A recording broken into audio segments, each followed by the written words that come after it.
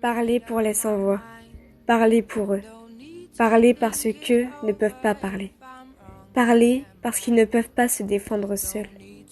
Durant mes années de militantisme, on m'a souvent dit qu'il fallait aussi défendre les humains. La protection animale, c'est au fond le même combat que la protection de l'homme, a dit un jour Marguerite Yourcenar. Pour chaque combat, nous nous devons d'être unis. Il faut montrer que nous sommes nombreux à nous dresser contre toute cette maltraitance. Il faut montrer que nous sommes là, que nous sommes ensemble et que nous ne lâcherons rien. Seuls, nous n'y arriverons pas. Les animaux ont besoin de nous, tout comme nous avons besoin d'eux.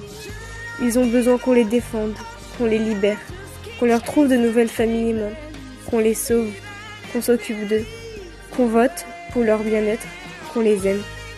Ils ont besoin qu'on manifeste en leur nom devant les arènes, devant les commerces, devant les maisons mères, devant les delphinariums, devant l'ambassade de Chine. Ils ont besoin qu'on hurle leur liberté en leur nom. Quoi qu'on fasse, même chaque petit geste peut les aider.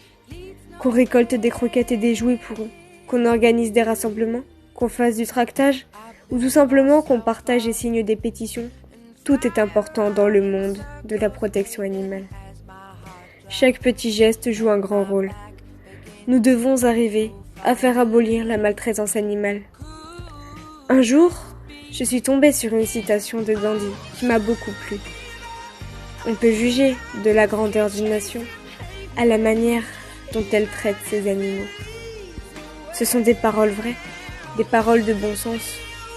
On ne peut pas se permettre de faire du mal gratuitement. Le combat va encore continuer longtemps, mais plus nous serons nombreux et plus le temps de combat diminuera. Parce que oui, le combat dans la protection animale, c'est tous les jours. Ça ne passe pas seulement par notre alimentation, par nos habits ou par notre divertissement, mais ça passe aussi par les partages sur les réseaux, les signatures de pétitions et tout le reste. La protection animale gagnera du terrain, car les personnes qui se battent pour le sans-voix sont des personnes fortes.